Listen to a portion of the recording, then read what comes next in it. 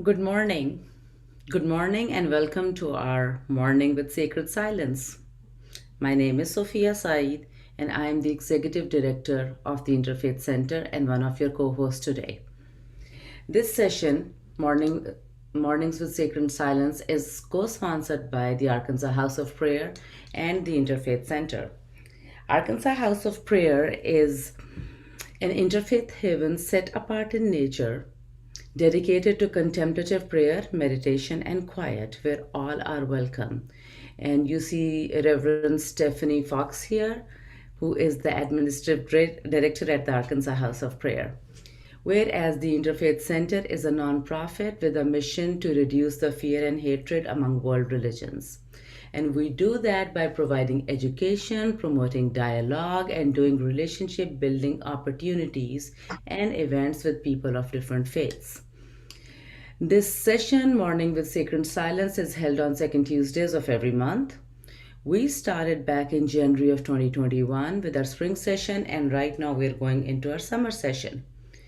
All our classes or workshops are recorded and they are available on our YouTube channel for later viewing. And for that purpose, we request that you keep your mics on mute during the teaching and during the meditation time.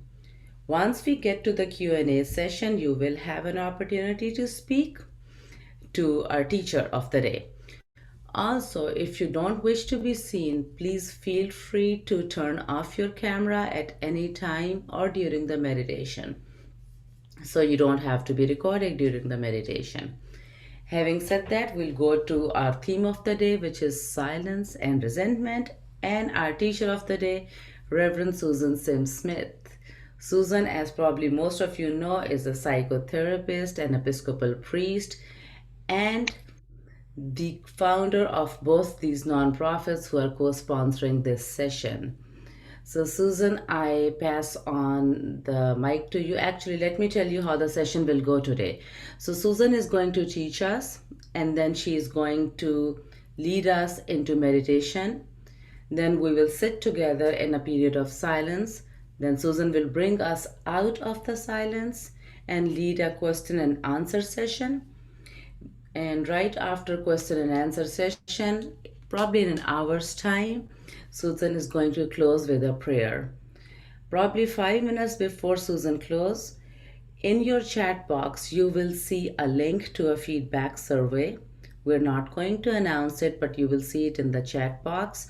And if you would like, you can click on the link, go to the survey, and give us a feedback on this session. After Susan closes the session, we will stop the recording for today. And with that said, I give you the mic, Susan, to start our class of the day.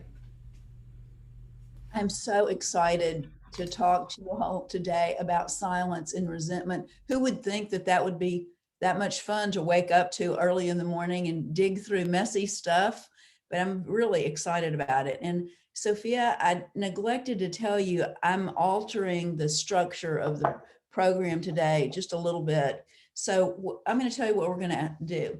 I'm going to do a little teaching about old-fashioned ways to look at resentment. Then I'm going to teach about using silence in an active way to help you with resentments. And I'm going to teach a technique and we're going to practice it in silence. Then I'm going to teach you about silence in a receptive gear to help you with resentments. And I'm going to teach you a different technique and we're going to sit in silence twice. So it's a little different, but it's basically the same thing. We'll stop on time. We're so excited that you're here, and we'll see what Spirit does as we show up. Spirit shows up. I believe that Spirit is like hovering over each one of us right now, going like, "Oh, great. She's here. I can help her. I can bless her. I can give her more love and release some of that resentment." So the other side responds. When we show up, the other side responds and it shows up. So resentments, what are they anyway? I think of them as concretized anger and concretized judgments. So resentments are like little clogs of dirt or concrete that are nasty, ugly, painful, vulnerable places that are just kind of stuck and clogging us up. A second way I think about resentments is that they're our reactions, our judgments, and our perceptions of what Father Richard Rohr calls other people's inadequate behaviors. So when somebody else has behaved inadequately toward us, our reactions can become resentments that we concretized and hold on to for a long time. Resentments are often created by our expectations. So maybe we weren't even aware that we expected that da da da should happen. And when it didn't happen because of another person's inadequate behavior, then we are understandably hurt and frustrated and scared and angry. And if that doesn't get transformed, then that clogs up in our own flow and becomes a resentment. So I want to just briefly review a couple of wonderful, just old-fashioned ways to get rid of resentment. A typical way, and these work. So this is not a put down to these methods. It's just kind of a foundational level. It's like get rid of resentments 101. So one of the traditional ways that most of you already know, this won't be new, is to first get rid of the resentment by accepting that you have the feeling. And that's huge for many of us that don't think we should be mean, ugly, nasty, and furious with other people. Even to accept that we have a resentment is not always that easy. Or we're so busy that we don't slow down and let ourselves know that the resentment is there. So the first step in the old-fashioned way of getting rid of resentment, accept the feeling, radical acceptance of the feeling in the moment, and no polishing it up, just the raw feeling. A second step in the old-fashioned way of getting rid of resentment is to write it down, to write about it, to journal about it. Again, this is nothing new, but I want to review it because it's helpful stuff. And then the third thing in the old-fashioned way of getting rid of resentment is to possibly share it with God in prayer, or share it with another human being that we trust. So those are all good foundational processes. Today, as I said, I want to teach two other things. How to use silence in an active mode and how to use it in a receptive mode to help us release resentments. Before I do that, I'd like to do something we don't usually do, but because we're a nice, cozy group of 14, we have the time to do this. I'd like to just stop for a minute. And if any of you want to say, Susan, I hope you touch on da da da about resentment, or I'm curious about da da da, just unmute yourself and we'll take just a couple of minutes. If you have things that you're really hoping to hear about today related to resentment, you would strengthen us as a community by tossing those out. So we'll just take a minute and see if things come up.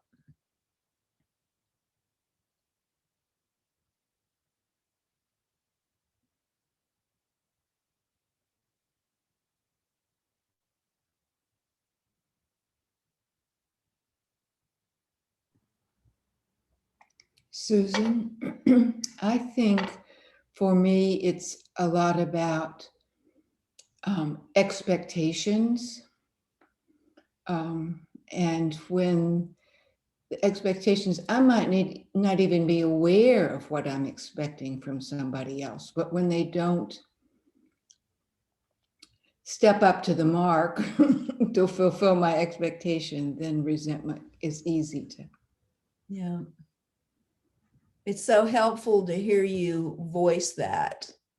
And I think that's universal and archetypal, and so healthy to have that concept on the table that a resentment is usually tied to an expectation. Thank you, Catherine. And others?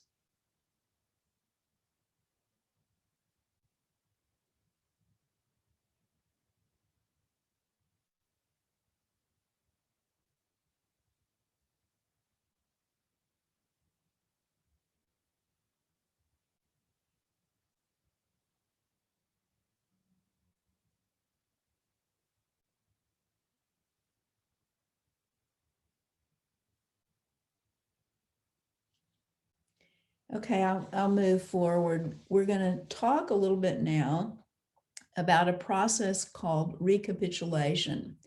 And this process was taught to me by Connie Kaplan, who's an author and a spiritual teacher, and it was taught to her by Carlos Castaneda. And the process is designed to transform energy and to change energy. The process is both done in silence, and it also deepens silence. And, part of what we're learning together in meditation is that meditation requires concentration and a focal point to quieten the mind down. And this process requires that quietening, requires the concentration, requires the focus. So we're going to practice it in a minute. What you do is you go into silence and you view a situation where there is a resentment. You view either the person or the scene or the group or the institution or the whatever. And you kind of remind yourself, before you go in, you remind yourself of Richard Rohr's quote, is that these are things that come in our reaction to other people's inadequate behaviors. So that's already planting a seed of compassion in your psyche. So then what you do is you view the situation and you turn your head to the left and you blow out the resentment and turn your head all the way to your right shoulder. And then you turn your head back and you breathe in light and love. You keep viewing the scene in the silence. You blow out the resentment. You keep viewing the scene. You breathe in light and love. You turn your head back to the left. You keep viewing the scene where your hurt is and your trauma is, and you blow out the energy. You breathe in light and love, and you continue to do that for a period of time. And what happens when we involve ourselves in processes to move us toward more love, that the divine has beings. I call them angels. I don't really know what they are, but I know that we're not alone when we're doing work like this.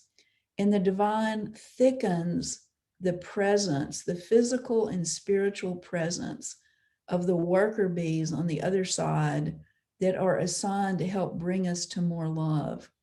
It's like if you get a cut, it signals the rest of the body to send the white blood cells there. When you start doing this work, you're signaling the other side to come and assist you to clean this out.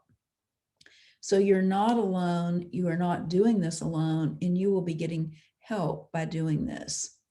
So what I'd like to just stop and see if you have any questions about the process before we practice it together. So just feel free to, even if you just want to hear it repeated or you have a question.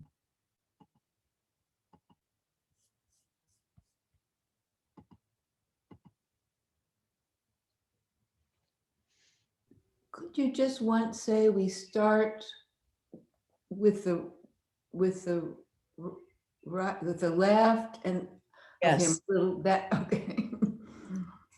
So this is a process of taking you into silence that's going to be more active on your part than the one that I'm going to teach later, which is more receptive.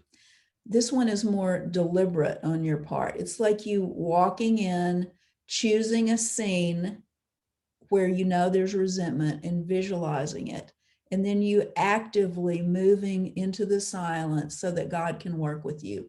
So yes, you start by turning your head over your left shoulder while viewing the scene, and you blow out resentment as you turn your head to your right shoulder.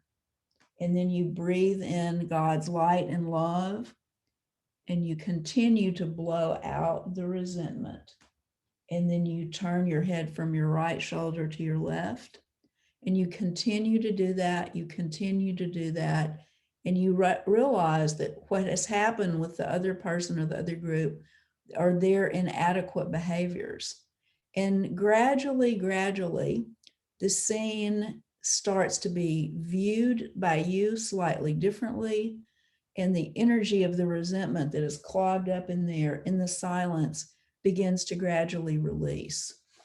So you start on the left, you blow out the resentment, and you turn your head from the right to the left and breathe in the light and the love. Other Susan, questions? Yes. this is Annabelle. Can your resentment be of yourself? That's such a great question. Absolutely. That's such a loving thing to do for yourself, to view yourself knowing that whatever you did was your own inadequate behavior. It wasn't your meanness or your evilness or your whatever. And then you view, yeah, you release your resentment to yourself. Annabelle, I love you. That's such a beautiful thing to give the group. Thank you. You're welcome. So, any other comments or thoughts before we practice together? We have plenty of time for your questions or musings.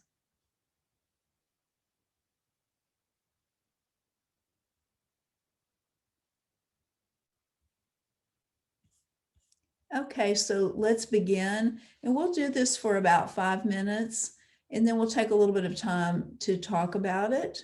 And again, view the scene, turn your head to the left, blow resentment out, breathe in light and love, and continue to do that process. And if you want to turn your video off, you're welcome to. It's not necessary, but whatever you want. I'll start us with a bell.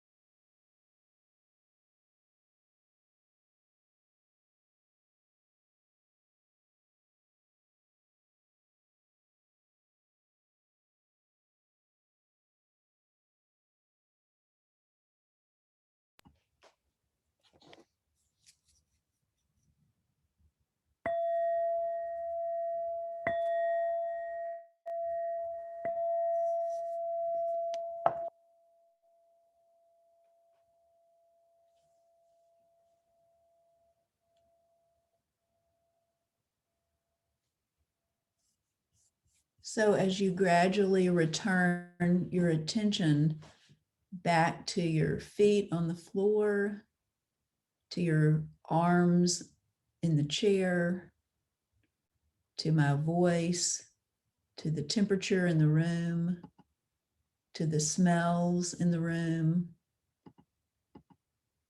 and gradually returning your consciousness back to the group.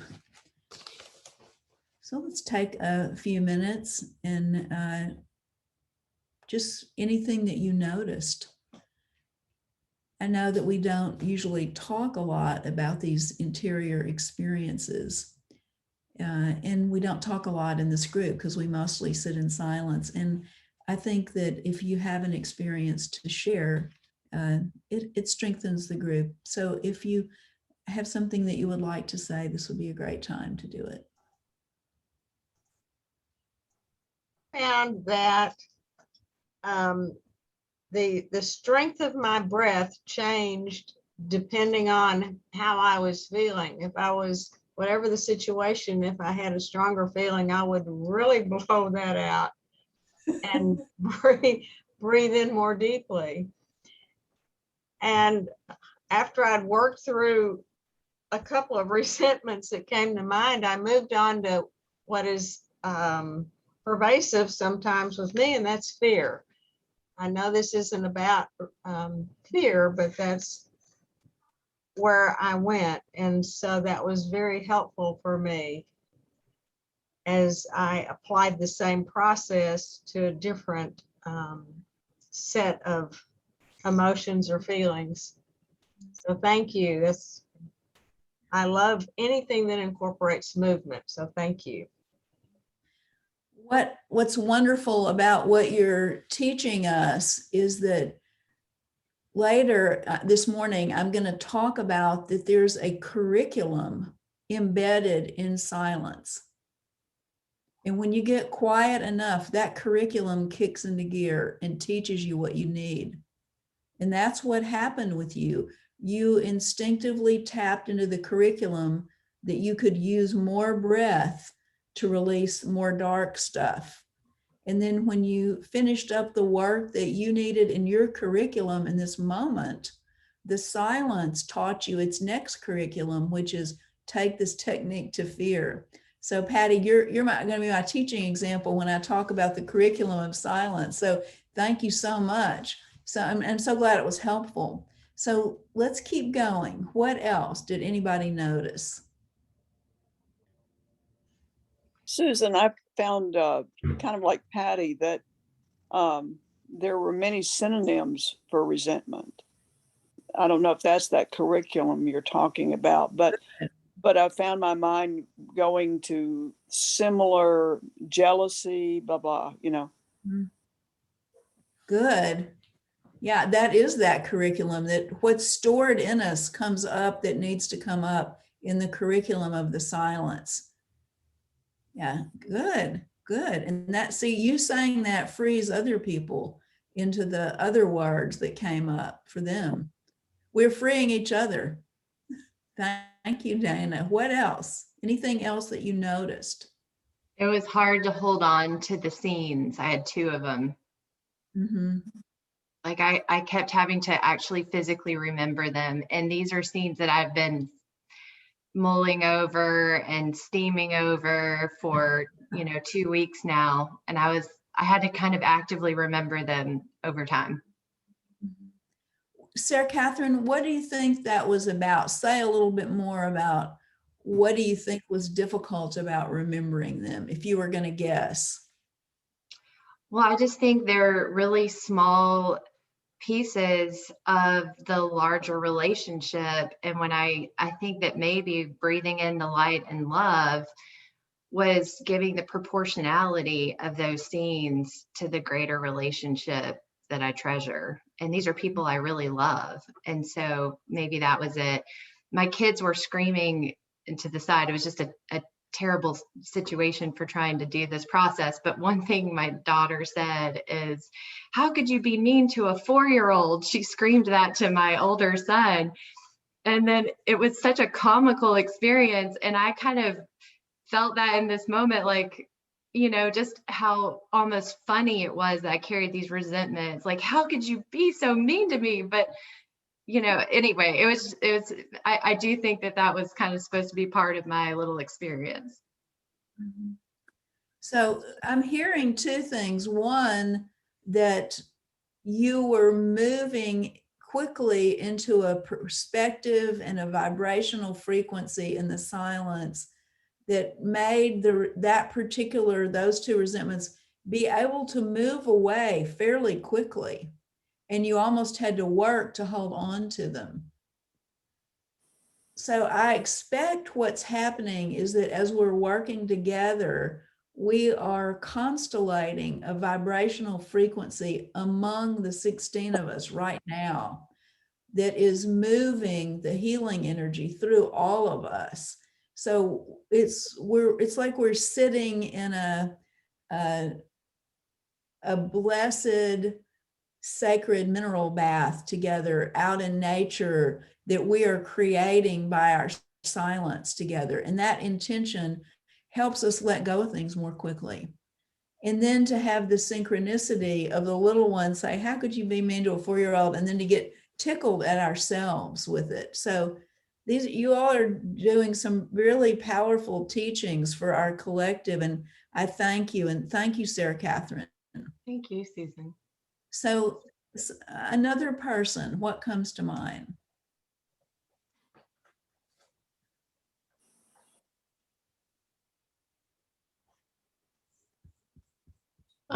This is Annabelle. What I found interesting, breathing is automatic. If we didn't have automatic breathing, we would be dead. And I found that I forgot how to breathe.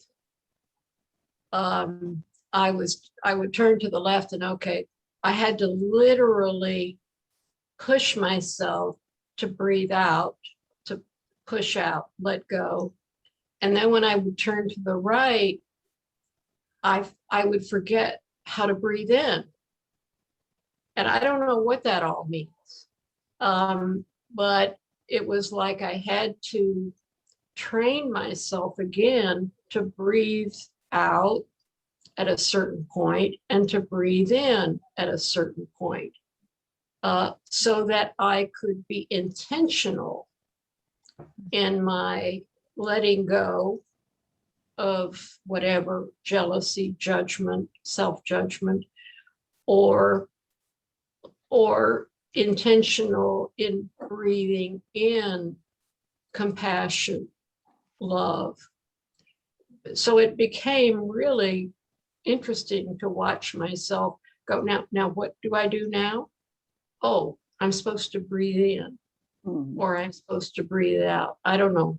That was kind of weird. Mm-hmm. Well, in meditation, our breathing really changes. And most of you have probably noticed this, that the quieter that you get, your whole breath pattern changes. And occasionally, when we're deeply, deeply into silence, it seems like we're even breathing less.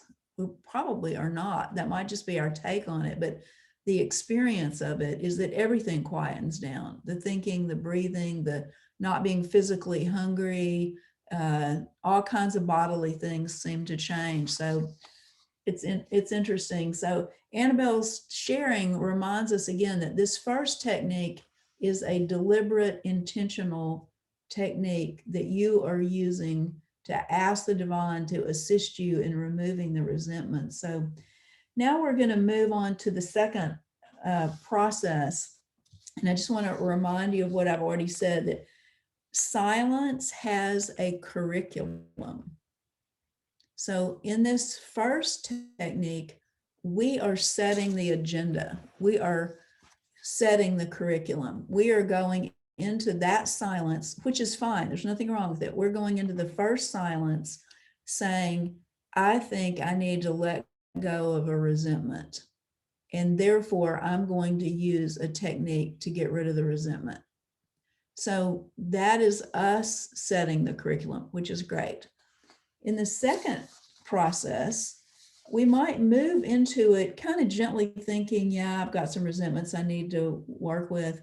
But really, this is a softer approach. And it's going into the silence, trusting that the divine already has a curriculum, and reminding ourselves that the divine has, I'm going to call them angels, assigned to assist us. The curriculum appears in the silence, and it is not manufactured by us. It is already exquisitely designed for your soul journey. It is designed to bless you. It is not dependent on your current or your limited beliefs. And it is accessible to you directly and primarily through silence, your own personalized, individualized curriculum of God's grace and transformation for you, already designed and exquisitely tailored for the next step on your soul journey. Sometime in the last few years, life brought about a series of circumstances where I had to give information about a person that was not good, and it wasn't information that I wanted to give, and I was not happy about being in that role. And in the silence, I heard, you are preordained to be this person's informant before you were born. This person knew before they were born they were going to make this mistake. And you and the person agreed before birth with the divine that you would be their informant. So when I went into that silence that day, I was not praying about that situation. I was not thinking about the situation. And I definitely was not thinking that another soul and I had made a pact before we were born to go through something nasty together, and that it was for the other person's development and mine, and that it was a good thing, that what looked like horror to me was a good thing. It was preordained and pre-agreed, and that I participated in the decision to do this. So the reason for the example is that the idea is that the curriculum is more advanced than our current concepts of reality. And our spiritual curriculum is not limited by what we're taught in our religion or our culture or by our friends. Deep, fresh, brand new ideas are part of your preordained curriculum. And in my very biased opinion, you are not going to have access to your curriculum except through silence. Now, there are other ways to get access, but if you want a hotline between you and the divine to go into your curriculum, silence is in my opinion, the fast track. Our beliefs get changed in the silence through no effort on our part. Now, that is ridiculous. Like if you go to a really hard school and you take a class, there's going to be a lot of effort on your part to extract the knowledge that you need, but not in this. Your effort is about the silence. Our beliefs get changed in the silence through no effort on our part. As we go into the silence, the curriculum appears. So what I want us to do now is we're going to go into silence without so much of an agenda. And I want you to either take an existing meditation practice that you are already using, that you like and love, and stick with that. Or if you want to try a different one, we're going to take a technique that I've taught you before, but we're going to add something to it. So again, we're going to have 10 minutes of silence, and you either use a process that you like, or the technique that I've taught you before is to spiral light over your head and gradually spiral the light through your body, through your body, through your body, very, very slowly, and repeat that. And that spiraling of the light to the body repeatedly is a focal point, just like a mantra is a focal point. And except I want you to do one different thing with it this time. I want you to add the color of rose quartz. So rose quartz or pink, however you want to think of it, is the energy that brings truth to manifestation. And rose quartz is connected to the heart, which is where resentments get released. It's heart work. And in my conceptual framework, there are specific angels assigned to specific colors, and that colors are a vibrational frequency that work on us in the silence. And that rose pink or rose quartz is connected to the heart and connected to the truth being manifest. So just to recap, what we're going to do is we're going to sit in silence together for about 10 minutes without a specific agenda with resentment. If there's something about resentment that you want to just kind of softly put here, that's fine. But we're going to trust the curriculum of silence. And you're either going to use an existing meditation technique that you like, or you're going to practice spiraling light with rose, quartz, or pink color through your body again and again. So enjoy the silence, and I'll see you in a few minutes, and I'll bring us out with a bell. And I'm so happy to be on the journey with you all.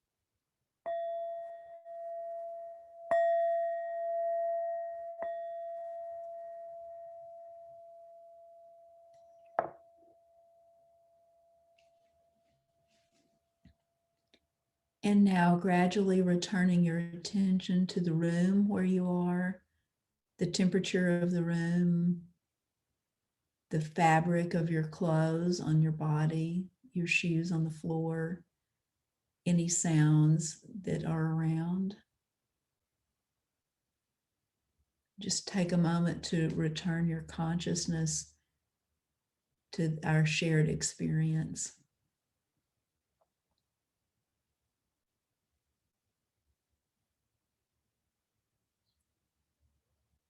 And just take a moment and see if there's anything that you noticed that you would like to share, any question or observation or awareness that you might have.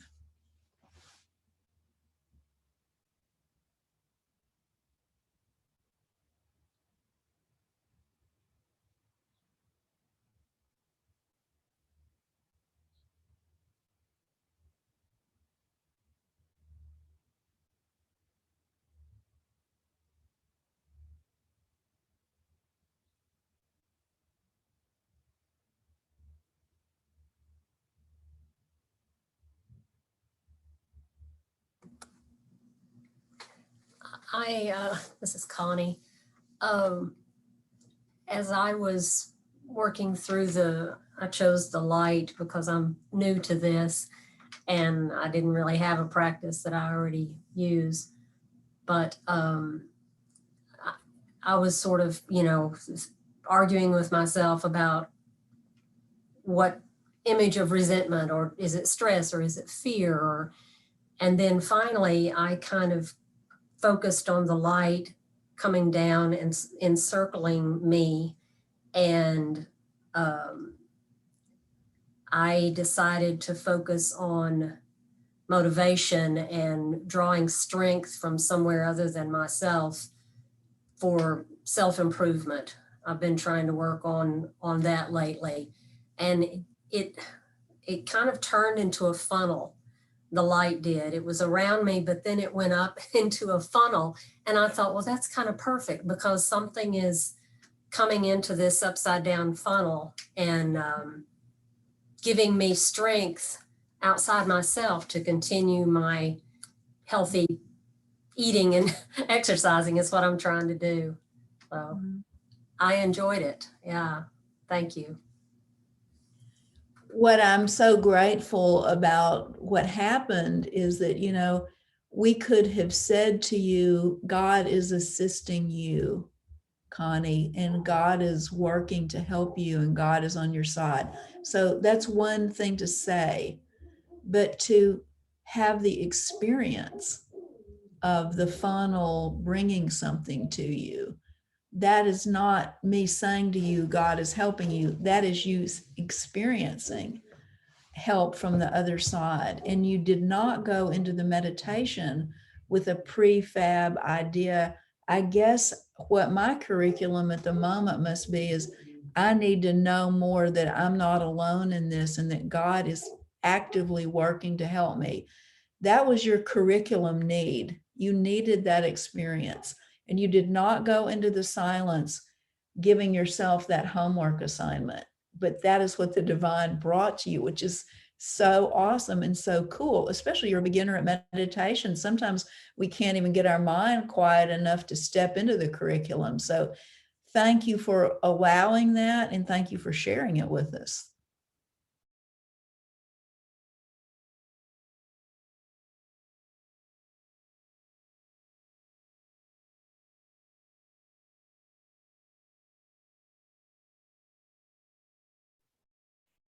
I would like to say something about just listening to the two of you. In much of my work, I coach. And sometimes I forget that it's not me saying. I just wrote down your words, Susan, as I listened to you talk with Connie. It's what the divine brings. So thank you both for helping me remember that it's not me. It's beautiful to hear you capture that for everybody, because our group right now is filled with a bunch of can-do women. You know, there are 13 of us that know how to make stuff happen, right? And we can get so busy making stuff happen that it's easy to lose sight that the divine is really actively working to make the things happen that the divine wants to have happen. And in the silence, you can experience some of that. So thank you both. And anybody else that wants to share anything, we're so happy to hear from you.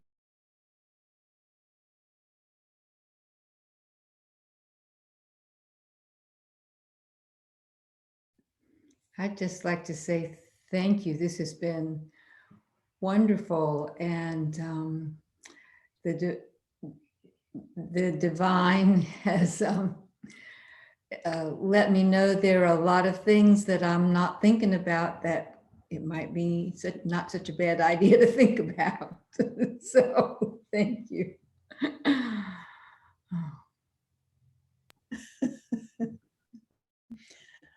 I'd like to share that, and I've never had this experience before of doing the light. I mean, in the rose-colored light, which you added, Susan, and connecting it to the heart.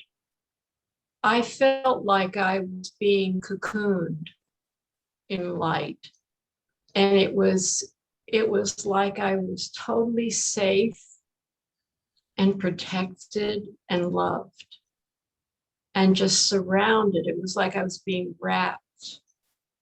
Just my whole body was being wrapped around in love and compassion.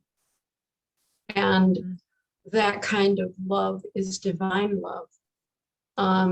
It exceeds anything that I can imagine in the physical world.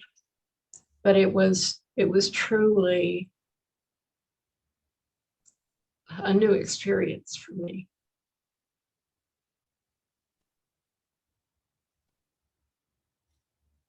Thank you for taking us near that experience by sharing it, Annabelle.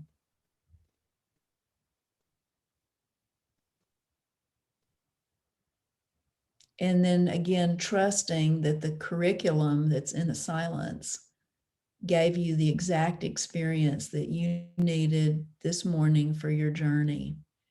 And that's why so many of us on this call, Stephanie and Sophia and Annabelle, who's on one of the boards, and many others of you who help. Catherine's on one of the boards, and Sarah Catherine, who helped get the Seeking Silence thing going. And all of you, all of us that are valuing silence, we're taking ourselves and other people right at the threshold of the border of the magical place between the divine and us, to sit in that curriculum that is perfectly designed for us. So thank you to all of you. And we look forward to more times together. If you want to give feedback, we look forward to hearing it. We look forward to you bringing your friends if you want to. This is not a closed group. You can share this opportunity with anybody. They can come one time and not come the next.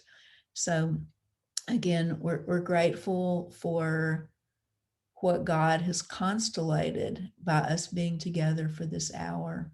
So I'll close us with a prayer. Let us pray. O Holy One, you've brought our messy lives and our whole lives and our clean lives and our yucked up lives and our joyful lives and our sad lives and our mysterious lives and our curious lives all into your love. Thank you for the silence, and thank you for the teaching, and thank you for the sharing and this opportunity to be together. Amen. Bless you on your journeys. Bye-bye.